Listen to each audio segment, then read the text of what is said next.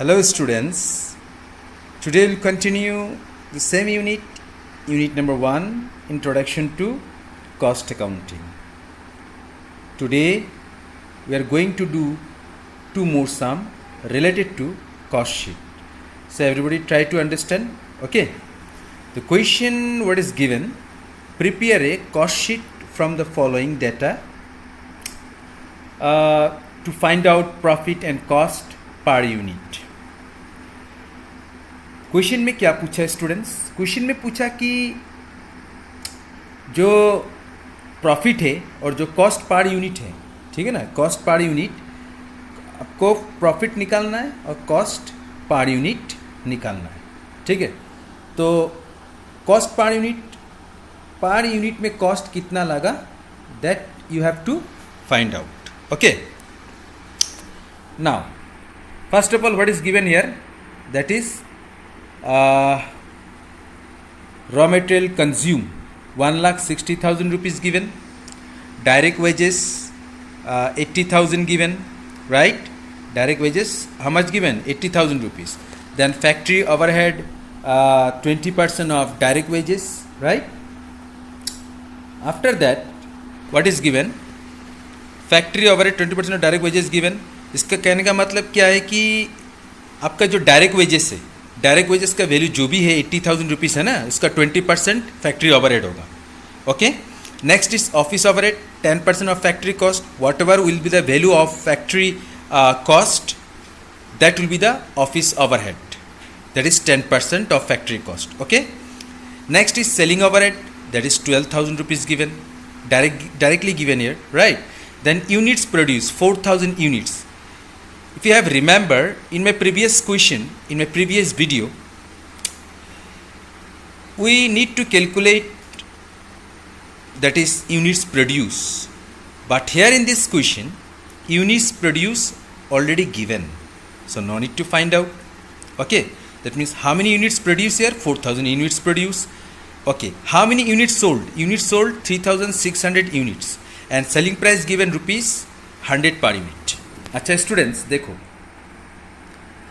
Suppose आपका कपड़ा का बिजनेस है, ओके, और आपने कपड़ा मैन्युफैक्चर किया, सपोज टी शर्ट मैन्युफैक्चर किया, ओके. अभी टी शर्ट जो मैन्युफैक्चर किया आपने, टी शर्ट जो प्रोड्यूस किया वो सपोज 4,000 टी शर्ट आपने प्रोड्यूस किया, ओके. बट जब आपने टी शर्ट को सोल्ड किया तो 3,600 टी शर्ट आपने बेचा. That means what? At the end of the year, how many units left? That is 400 units left. That is called what? That is called what? That is called units of closing stock of finished goods. You have remember, I think, कि year के and में बेचने का बाद आपका पास जो भी units रह जाएगा, जो भी प्रोडक्ट रह जाएगा ईयर के एंड में, ठीक है ना, that is called closing stock of finish goods. Okay, तो it is very simple and very easy. इसका मतलब है इस क्वेश्चन में closing stock of finish goods directly तो नहीं दिया है ना, लेकिन प्रीवियस क्वेश्चन में डायरेक्टली कितने यूनिट्स आपने प्रोड्यूस किया है ना, closing stock of finish goods कि क्लोजिंग स्टॉक कितना था फिनिश गुड्स का, वो प्रीवियस क्वेश्चन में दिया हुआ था. लेकिन इस क्वेश्चन में डायरेक्टली नहीं दिया है, आपको समझना है क्वेश्चन को, और क्लोजिंग स्टॉक ऑफ क्या मिसिंग है इसमें से आपको फाइंड आउट करना है.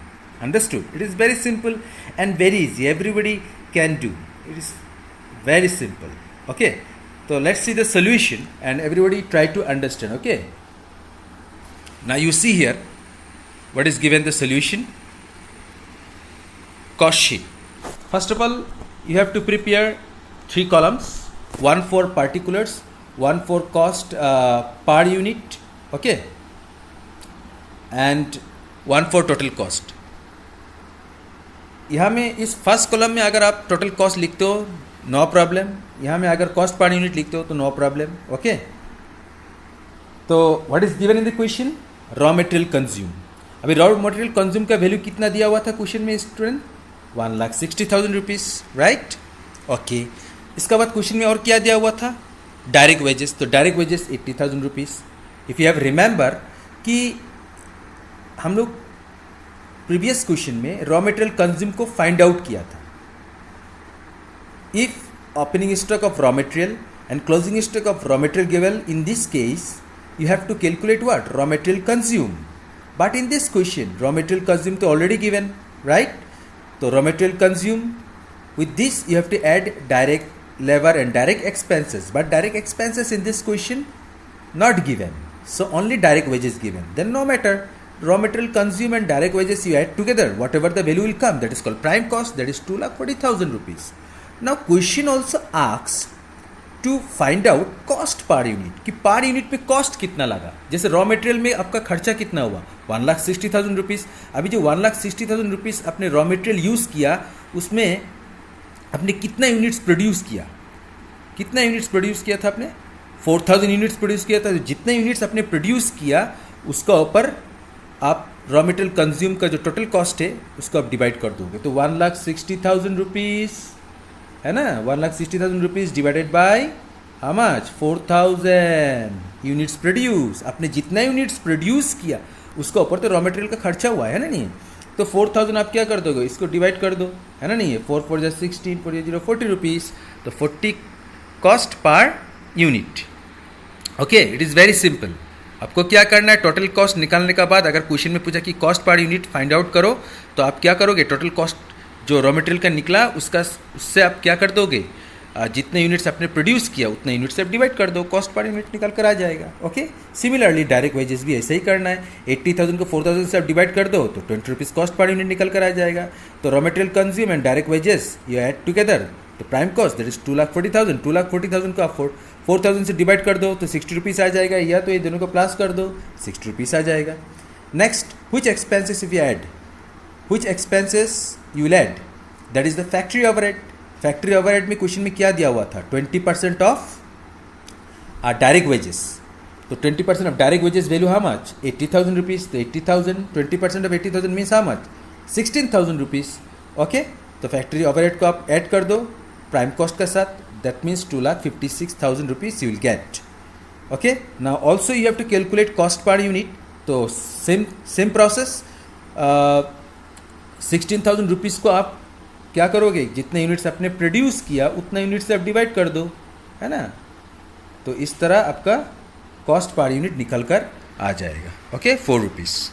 नेक्स्ट 2,56,000, इसको भी आप 4,000 से डिवाइड कर दो तो 64 रुपीज़ यू विल गेट, और you add these two together. Okay, no matter. Okay, then next point, office expenses. तो office expenses you have to add, that is office overhead. Office overhead, what is given? That is 10% of factory cost. So how much you got factory cost? 2,56,000. So 2,56,000 10% means how much? That is 25,600 rupees. Now factory cost and office overhead add together, that you will get the value of cost of production. Value of cost of production how much? 2,81,600 rupees. After that you have to calculate what? Cost per unit. तो किस तरह निकालना है? 2,56,000 जो निकला office overhead का cost, इसको आप 4,000 से डिवाइड कर दो. जितने यूनिट्स आपने प्रोड्यूस किया तो 6.4 निकल कर आ जाएगा. इसी तरह आपने कॉस्ट ऑफ प्रोडक्शन का वैल्यू जितना निकला उसका साथ आप जितने यूनिट्स प्रोड्यूस किए उसको डिवाइड कर दो 70.4 you will gate cost per unit. Okay, next is less closing stock of finish goods. Sir question में तो closing stock of finish goods है नहीं. Yes, that too you have to find out, missing. You have remember that how many units produced? 4,000 units produced. Out of 4,000, how many units sold? 3,600 units sold. But how many units left? 400 units left. That is called closing stock of finished goods. That is called units of closing stock of finished goods. तो 400 units जो है वो closing stock of finished goods का है. तो 400 units का value कितना होगा? तो वैल्यू तो you know how to calculate, cost of production divided by units produce. तो कॉस्ट ऑफ प्रोडक्शन आपका वैल्यू कितना मिला? 2,81,600 रुपीज़ मिला, डिवाइडेड बाय यूनिट्स प्रोड्यूस. आपने कितने यूनिट्स प्रोड्यूस किया? 4,000 यूनिट्स प्रोड्यूस किया. Then you will get the value of closing stock of finish goods. It is very simple. In the previous question also you have done, right? So you see the solution here. Okay, it is very simple. See 4,000 minus 3,600, 400 units. and multiply by cost of production. Cost of production value 2,81,600 divided by units produced. Right? In the previous question, this point already done. Okay. So then after this, from this cost of production, you have to subtract closing stock of finished goods. Then see how much you will get. That is how much? 2,53,440 rupees. That is called what? Cost of goods sold. Now question arises here. Sir, cost per unit. See now. Closing stock of finished goods value how much? 28160. Now question arises, cost per unit will be how much? So divided by what? Units produced. Yes sir, units produced. No, not unit produced. तो sir अरे closing stock of finish goods, ये जो यहाँ में आया है ये कितना यूनिट्स का वैल्यू आया? Closing stock of finish goods 400 units का है ना, 400 यूनिट्स का वैल्यू तो है, दैट इज 28,160 रुपीज़. तो 400 यूनिट्स से आप डिवाइड कर दो तो कॉस्ट पर यूनिट निकल कर आ जाएगा. Right? You have to understand this things. Remember 70.4. Okay. Next point, what is that? Cost of goods sold value how much? 2,53,440. So 2,53,440 divided by how many units? Units produced or units sold? Which one? Sir, this one to units sold. Yes, units sold, because cost of goods sold. Units sold. कितने units आपने cell किया? 400 unit cell किया. Sorry 3,600 units आपने cell किया. तो 3,600 unit से आपको divide कर देना है. ओके.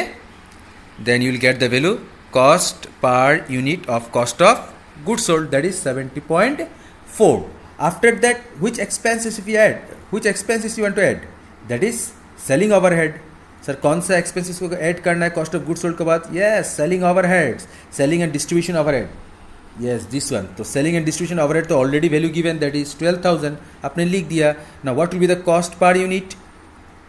तो 12,000 को अपने जितने यूनिट्स अपने सेल किया उतना यूनिट से आपको क्या करना है? डिवाइड कर देना है. Then you will get this value 3.33. 0,0,0,0 cancel. Right? 4 9 जा 36, 4 3 जा 12, 4 जा 0, 3 10 जा 30, 3 3 जा 9, 10 by 3. If you divide it, 3.33 you will get. That is called cost per unit of selling overhead. Okay. Now after this, what you have to do? The cost of goods sold value and selling overhead, you have to add together. Then you will get the value 2,65,440 rupees. That is called cost of sales. Right? Now cost per unit will be how much? So 2,65,440 rupees divided by units sold, that is 3,600. You will get 73.73. If you add these two together, then you will get 73.73. Okay. Now you have to add what? Profit margin, that is the balancing figure, है ना नहीं? But sales तो already given in the question, right? तो कितने units आपने cell किया? 3,000 units आपने cell किया, और एक यूनिट को आपने कितने से सेल किया? 100 रुपीज़ से सेल किया. That means what? Sales value how much? 3,60,000 rupees. Right? दोनों को मल्टीप्लाई कर दो तो इस तरह 3,60,000 निकल कर आ जाएगा. तो okay sir, then what will be the cost per unit? अरे cost per unit how much यार? 100 rupees. Yes, then write here 100 rupees. और यू कैन से राइट कि हमने कितना अमाउंट का प्रोडक्ट सेल किया है, तो 3,60,000 रुपीज़. और कितना यूनिट सेल किया? 3,600 रुपीज़, 3,600 यूनिट्स. राइट? तो कैंसिल कर दो. राइट? 36 बन जाए 3,600 रुपीज़. Simple, very simple. तो in this way you have to prepare cost sheet. Okay. तो this is very simple question. This is very simple question. इस question में डिफरेंस क्या था कि closing stock of finish goods का जो units है वो डायरेक्टली नहीं दिया हुआ था. आपको क्वेश्चन पढ़ के ढूंढना है क्या यहाँ में closing stock of finish goods का यूनिट्स है. वो कैसे पता चलेगा? जितना यूनिट्स आपने प्रोड्यूस किया, ठीक है ना, उतना यूनिट्स आगे आपने सेल नहीं किया. That means what? That is called closing stock of finish goods. Okay.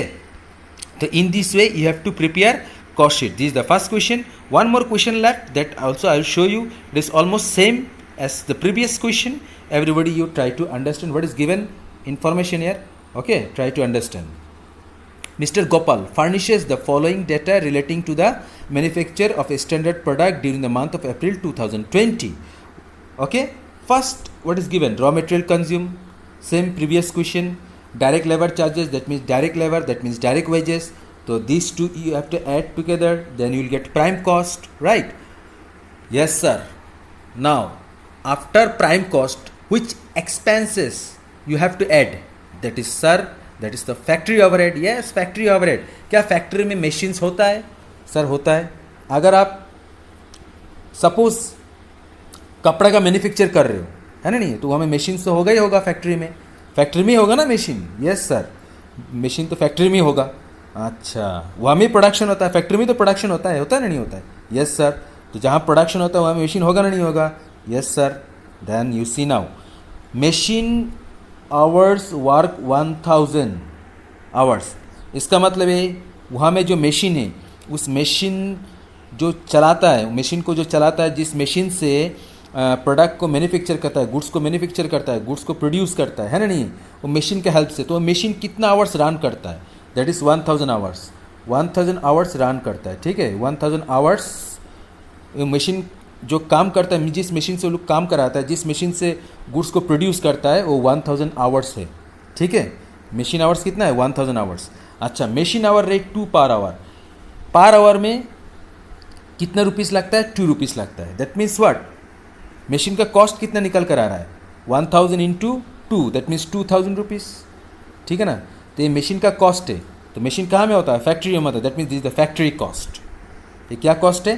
Factory cost. This is very important question student.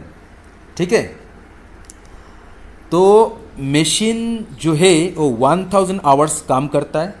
ठीक है, और पर आवर में 2 रुपीस कॉस्ट लगता है. तो 1000 आवर में कितना कॉस्ट होगा टोटल कॉस्ट? तो sir it is very simple, 2000 rupees. That is the factory overhead. That is called factory overhead. ठीक है. Oh sir, okay, we understood now. Okay, then next you see what is given. Administration overhead 20% on work cost. Work cost का value जितना आएगा उसका ऊपर 20% calculate कर दो. That is called administration overhead. Okay, next is selling overhead 0.40 per unit. Per unit में आपको इतना लगता है. ठीक है. Next, units produce given to 20,000 units. Units sold 18,000 at ₹3 per unit. तो यहाँ में भी same question. That means you produce how many units? 20,000 units produce, but out of 20,000 units sold how many units? 18,000 units. That means how many units left? 2,000 units left. That is called what? That is called, sir, that is called closing stock of finished goods. Very good, very good. Closing stock of finished goods. So 2,000 units left. Now what will be the cost of these 2,000 units? Okay, what will be the value of these 2,000 units? So you know well how this one you will calculate. That is cost of production divided by units produce. आपने जितना units produce किया और उसका जितना cost लगा, आप calculate कर लो 2000 units का साथ. Easily you will get answer, right? Okay, now question asked what? You are required to prepare a cost sheet showing number a the cost of production per unit. That means cost of production का जो भी total value आएगा उसका per unit निकालना है. That तो already you learn how to calculate cost per unit, right? Next point is profit per unit sold and profit for the period. That means you have to calculate profit and plus profit per unit. Okay, okay sir, that too you understood. Now you see the solution, easily you can solve, right? So see the question here. Cost sheet. Now again here 2 columns you have to prepare, right? 2 columns you have to prepare. First column for particulars, second column for total cost, and third column for cost per unit. The first item, that is the raw material consumed, value given, total cost 20,000 rupees, and then after this direct labor or direct wages, whatever, that you have to add 12,000. Then you will get the value of prime cost 32,000. Next you have to add factory overhead. Factory overhead means that is the machine hours worked 1,000, and machine per hour rate, that is 2 rupees. These two you have to multiply together, then you will get the cost 2000 rupees of factory overhead. Now you have to add 32,000 plus 2000, then you will get the value of work cost 34,000 rupees. Now next expenses will be, what is that? Office and administration overhead. So in the question 20% on work, on that is work cost, right? So 20% on work cost. So work cost value how much? 34,000. So 20% on 34,000, that means how much it will be? 6,800. Add that will, then you will get the value of cost of production 40,800. But one more question asked here in the question, that is what? Cost per unit of cost of production. कि cost of production का per unit कितना होगा?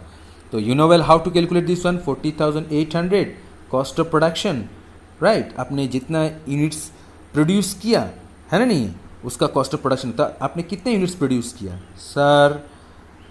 20,000 units. तो 20,000 units से आप divide कर दो, right? Then you will get 2.04 cost per unit. Okay. Now next point is less closing stock of finished goods.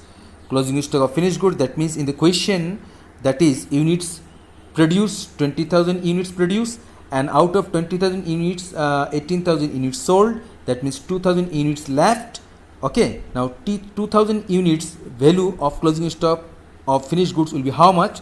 That you have to calculate by cost of production divided by units produced, that is 40,800 divided by 20,000 into how many units? 2,000 units. Then easily you will get 4080. Understood? This is the very simple, right? Okay, next point, that is what? अच्छा, 40,800 का साथ आपको क्या less कर देना है? Closing stock of finished goods. Then how much you will get? How much you will get? You will get cost of goods sold 36,720 rupees. Very simple. Okay. That is how much? Selling overhead. Selling overhead in the question given 18,000 units. That is at rupees 0.40.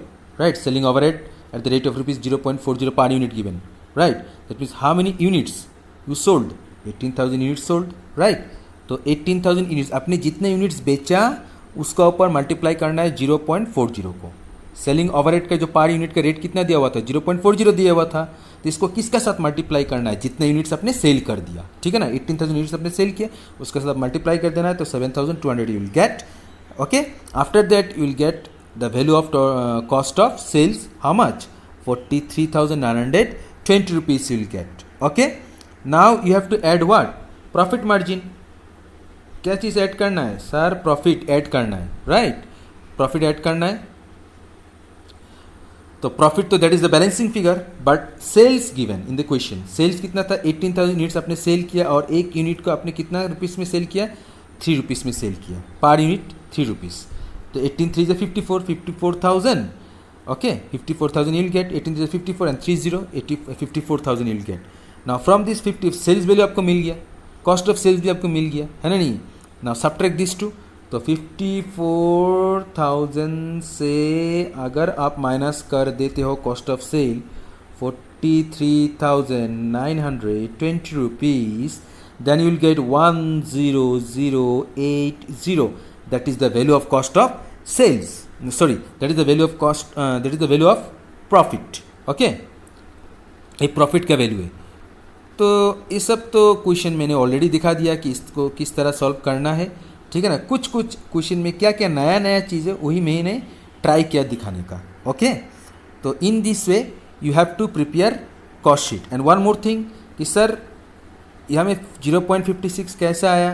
तो same thing, profit per unit निकालने के लिए बोला है question में. तो 10080 आपका इतना प्रॉफिट हुआ ना, तो आपने जितना यूनिट सेल किया उतना यूनिट्स के ऊपर आपका प्रॉफिट हुआ. तो आपने कितने यूनिट सेल किया? आपने 18,000 यूनिट्स को सेल किया, तो 18,000 यूनिट्स आप डिवाइड कर दीजिए, तो 0.56 कॉस्ट पर यूनिट निकल कर आ जाएगा, right. And here sales per unit, तो you know well that is given here already in the question 3, right. बस दैट्स ऑल. ओके, तो in this way you have to prepare what? Cost sheet. I hope everybody you understood. Okay, so thank you for today.